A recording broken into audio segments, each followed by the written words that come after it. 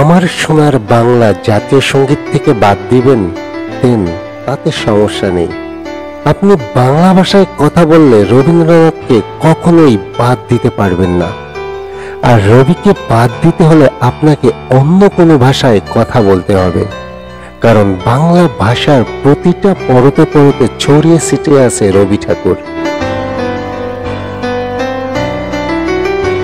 এখন ভাবতে পারেন এটা আবার কিভাবে?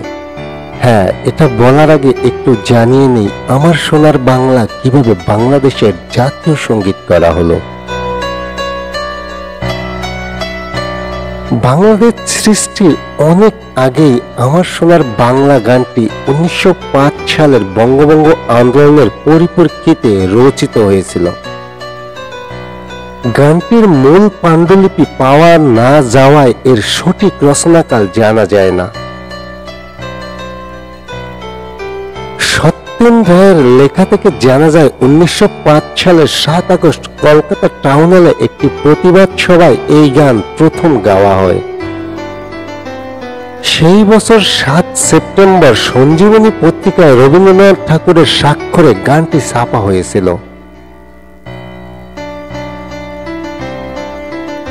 জাতীয় তথ্য বাতায়নে বলা হয়েছে আমার সোনার বাংলা গানটি 20 শতকের প্রথম 2 দশকে স্বদেশী আন্দোলনের সময় অত্যন্ত জনপ্রিয় ছিল। 1905 সালে বঙ্গভঙ্গ বিরোধী রাজনীতিক স্বদেশী কর্মী ও বিপ্লবী বাঙালিরা জনগণকে দেশপ্রেমে উদ্বুদ্ধ করার মাধ্যম হিসেবে এই গান প্রচার করেন। কিন্তু 20 শতকের 20-এর দশকে আঞ্চলিক জাতীয়তাবাদ স্তীমিত হয়ে পড়লে এই গানের প্রচলন অনেকটা কমে যায়। 1970 সালে মুক্তিপ্রাপ্ত চিরসবুজ সিনেমা জীবন থেকে নেওয়াতে এই গান ব্যবহৃত হয়। এটি কোন সিনেমায় এই গানের প্রথম ব্যবহার। জহির রায়হান নির্মিত এই সিনেমায় তৎকালীন বাঙালি স্বাধীনতা আন্দোলনকে রূপকের মাধ্যমে তুলে ধরা হয়েছিল।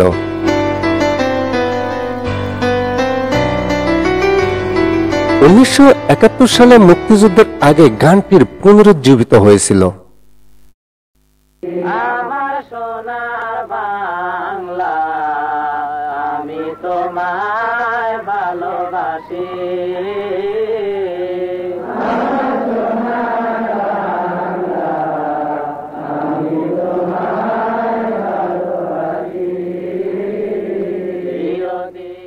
উনিশশো 1971 সালের 3 জানুয়ারি ঢাকার পল্টন ময়দানে ছাত্রলীগ ও শ্রমিক লীগ আয়োজিত এক জনসভায় গানটি গাওয়া হয়। ঢাকার রেসকোর্স ময়দানে, যেটা বর্তমানে সরোয়ার্দী উদ্যান নামে পরিচিত, সেখানে বঙ্গবন্ধু শেখ মুজিবুর রহমানের ঐতিহাসিক ভাষণ দেওয়া হয়েছিল। ওই ভাষণের আগে আমার সোনার বাংলা আমি তোমায় ভালোবাসি এই গানটি গাওয়া হয়েছিল। 23 মার্চ স্বাধীন বাংলা কেন্দ্রীয় ছাত্র সংগ্রাম পরিষদের আনুষ্ঠানিক স্বাধীনতা প্যারেডেও গানটি গাওয়া হয়।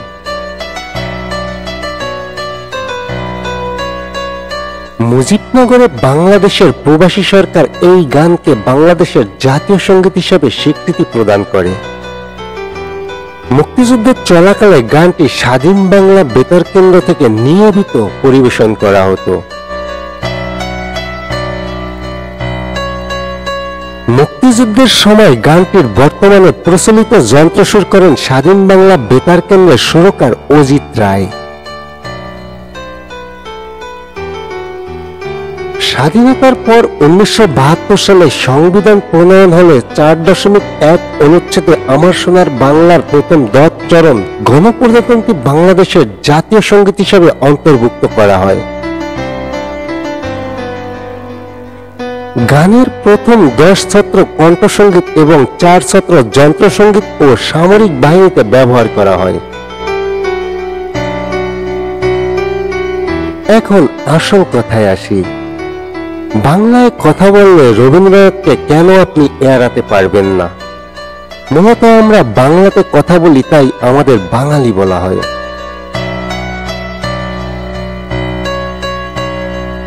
আর এই বাংলা গদ্যের জনক বলা হয় ঈশ্বরচন্দ্র বিদ্যাসাগরকে। রবি ঠাকুর জীবনের প্রথম দিকে গদ্যের মারফতেই ভাষাকে সাবলীল করেছেন।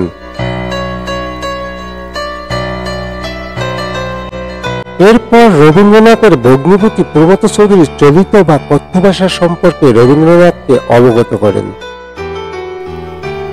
আর রবীন্দ্রনাথ সেই চলিত ভাষাকে সম্প্রসারিত করেছেন।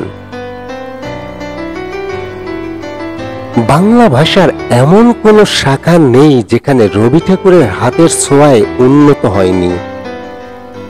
আপনি যখনই বাংলায় কথা বলবেন তখনই সে ভাষাটাকে আপনার মুখে চর্চা করা অবস্থায় এনে দিয়েছেন ওই রবি ঠাকুর। এটা জেনে আপনার কি সিদ্ধান্ত নেওয়া উচিত? বাংলা ভাষা বাঙালি পরিচয় বন্ধ করে দিবেন, নতুবা রবীন্দ্রনাথ ঠাকুরকেও কখনোই এড়াতে পারবেন না। রবি ঠাকুর ছড়িয়ে ছিটিয়ে আছে বাংলা ভাষার প্রতিটা পরতে পরতে।